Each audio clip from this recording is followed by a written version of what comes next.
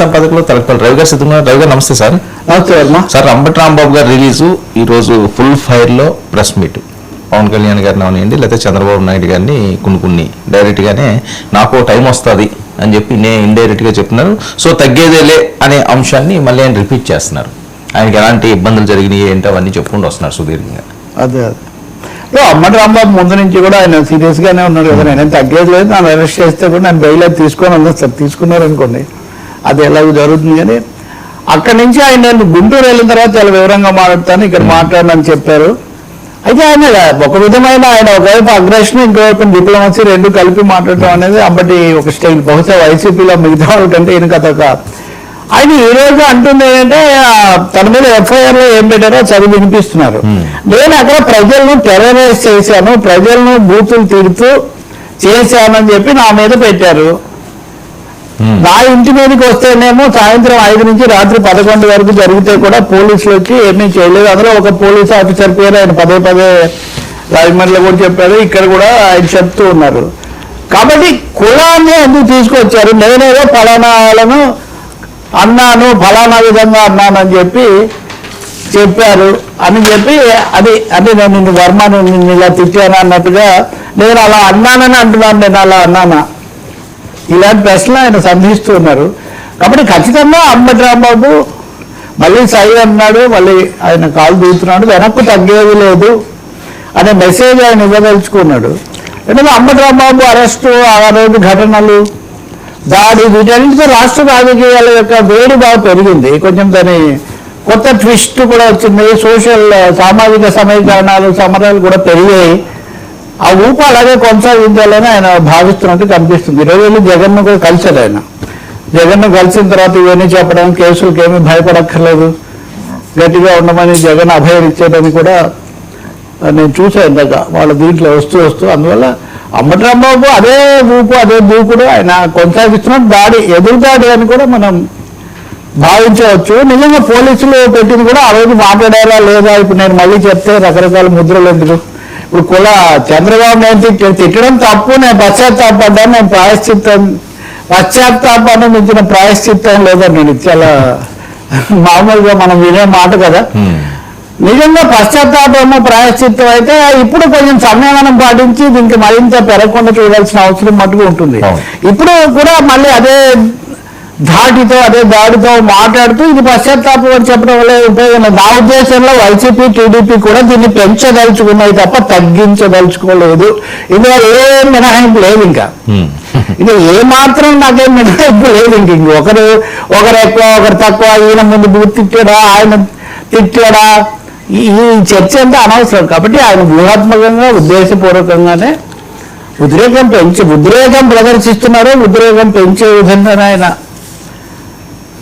మాట్లాడుతున్నారు. ఇంకా అది చాలా స్పష్టం. అది జగన్ దగ్గరికి కూడా వెళ్ళొచ్చారు కాబట్టి బహుశా ఎలా మాట్లాడాలని కూడా నిర్ణయించుకొని కూడా ఉండే అవకాశం ఉంది. ఇందులో బహుశా మీరు అడగదలుచుకుంది ఏంటంటే నేను కమ్మ వాళ్ళని తిట్టాను, పలానా పేరు పెట్టాను, నేను అలా తిడతానా అని ఏమి ఆయన అడుగుతున్నాడు. నిజంగా మరి పోలీసులు కానీ లేదా వాళ్ళు కానీ చెప్పొచ్చు, ఈ కమ్మ కాపు ఈ రచ్చ కిందకి రావడమే చాలా దురదృష్టకరం, దీన్ని ఇద్దరికి ఆపమని చెప్పి మనం చేతులు జోడించి నమస్కరించవచ్చు. ఎందుకు పెంచుతారు? వైసీపీ టీడీపీగా మీరు కొట్టుకోండి, కమ్మ కాపు కూడా ఎందుకు దీనికి అసలు పదే అదే మాటలు వాళ్ళు అన్నారని వీళ్ళు అన్నారని వాళ్ళు. ఎవరంటే ఏముంది, సఫర్ అయ్యేది విక్టిమ్స్ అయ్యేది ప్రజలు, అందులో కూడా చాలా సామాన్యుడు. ఆయన్ని అరెస్ట్ చేశారు. ఆయన ఒకటి అంటున్నాడు, ఫ్లెక్సీ పెట్టడం తప్పు అని చెప్పాను, చెప్పడానికి వెళ్ళాను. ఫ్లెక్సీ నేను చింపేయలేదు కదా, చింపేయచ్చు, నేను చింపేస్తే కూడా ఎవరు ఆపేవాళ్ళు కాదు. కానీ నేను చింపేయకుండా చెప్పడానికి వెళ్ళినప్పుడు నా మీద ఇదంతా చేసేసరికి నేను తెచ్చిపోయి మాట్లాడాను. అలా మాట్లాడడం తప్పు, నా వయసులో ఉన్నాను, నా అంత సీనియర్ ఇలా మాట్లాడకూడదు, దానికి నేను పశ్చాత్తాపడ్డాను. అయినా నన్ను ఆ ప్రమసాన్ని కేంద్ర మంత్రి నాకు సినిమా చూపిస్తాను 18 రోజుల పాటు సినిమా చూపించారండి. 18 రోజులు కదా, 31 నుంచి 18 వరకు ఆయన అరెస్ట్ చేసి పెట్టారు. కాబట్టి అందువల్ల నా మీద కక్ష సాధింపు చేస్తే మీరేమీ పోలీసులు ఎవరు రాలేదు. ఇది ఆయన ఆరోపణ. ఒక విధంగా చెప్పాలంటే కావాలనే పక్షపాత దృష్టితో పోలీసులు వ్యవహరించారు, నా మీద కక్ష సాధింపుకు అవకాశం ఇచ్చారు. అనే ఒక తీవ్రమైన ఆరోపణ కూడా ఆయన చేస్తున్నారు. మరి తర్వాత ఇది ఎలా ఉంటుంది? సరే. రెండోది న్యాయస్థానం కూడా కొన్ని బెయిల్ ఇచ్చినప్పుడు కొన్ని షరతులతో ఇస్తారు. అవును. ఇప్పుడు మళ్ళీ కొత్త కేసు పెట్టచ్చు వీళ్ళు. బయటకు వచ్చి ఆయన రెచ్చగొట్టే ప్రసంగాలు చేస్తున్నారు, ఆయన మళ్ళీ కావాలని పురిగొల్పుతున్నారు అని కేసు పెట్టే అవకాశం కూడా ఉంది. అది అంబటి రాంబాబుకు బాగా తెలుసు మనకంటే కూడా.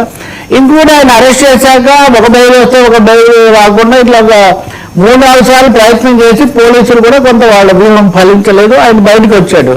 ఇప్పుడు మళ్ళీ దీని మీద వాళ్ళు తప్పకుండా ఫిర్యాదు చేస్తారు. నాకు తెలిసి ఇప్పటికే మంత్రులు, టీడీపీ నాయకులు మీడియాతో మాట్లాడుతుంటే కూడా నేనేమి ఆశ్చర్యపోను. ఏదైనా ఒకరినొకరు ఇంకా రెచ్చగొట్టుకునే కంటే రాజకీయంగా తేల్చుకోవాలి, కానీ ఈ రణభేరులు ఒకరి మీద ఒకరు మోగించుకొని దాంట్లో వల్ల అది కులభేరులుగా మారి అది ఎవరికి ఏం మేలు చేయదు.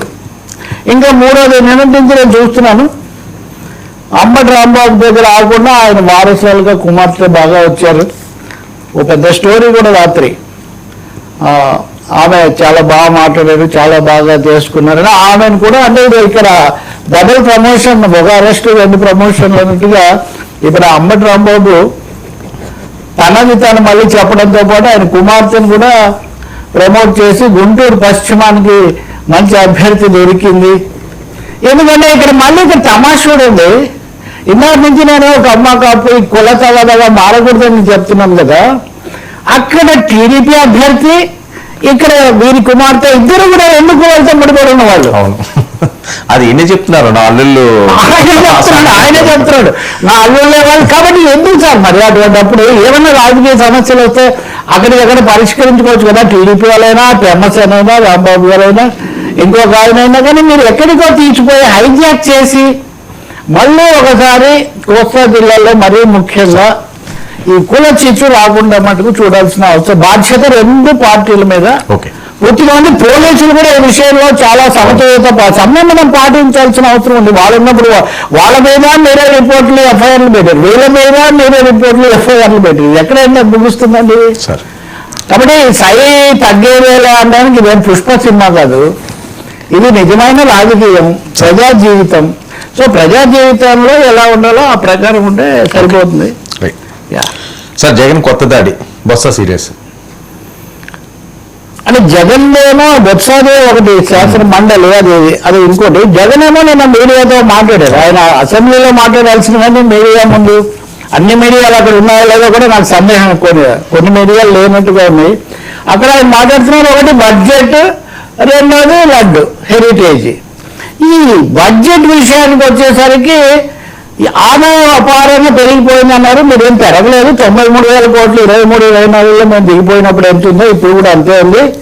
పోనీ మేము చాలా పెంచాము, జిఎస్డిపి అద్భుతంగా ఉంది, ఇవన్నీ నిజమైతే సూపర్ 6 మీరు ఎందుకు అమలు చేయట్లేదు? Super flop.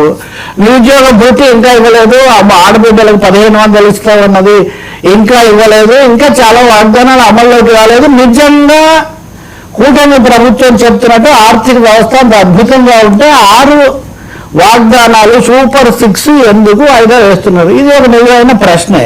మేము దిగిపోయినప్పటికీ మీరేమో 3 లక్షల కోట్లు అప్పగించారు, ఇప్పుడేమో ఇంకా అప్పులు పెంచారు. సో అప్పుల్లో కూరుకుపోయింది, ఉద్యోగులకు అన్యాయం చేశారు, ఈ ఆరోపణలు ఇది చేశారు.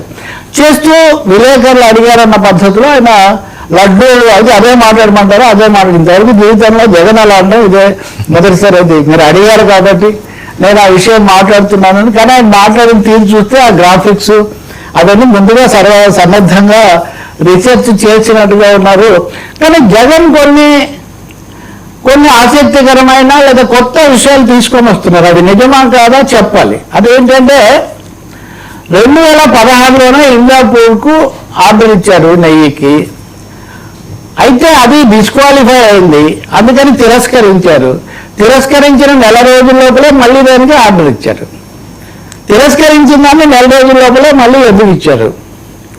ఇప్పుడు మళ్ళీ వచ్చిన తర్వాత తిరస్కరించిన తర్వాత కల్తీ జరిగింది, ఇవన్నీ అయిన తర్వాత కల్తీ అన్నటువంటి ట్యాంకర్లను మీరే వెనక్కి పంపించారు, మళ్ళీ మీరే తీసుకున్నారు. కాబట్టి మీ హయాంలో అది జరిగింది. ఇంకా మూడోది కొత్త వాళ్ళకి ఇస్తామని చెప్పి 2024 ఈ సెప్టెంబర్ ఇది అయిన తర్వాత మీరు ఆర్డర్ ఇందాపూర్కే ఇచ్చారు. ఇందాపూర్కే ఎందుకు ఇచ్చారు? హిందాపూర్కి ఇవ్వడం అంటే ఇంకో హిందాపూర్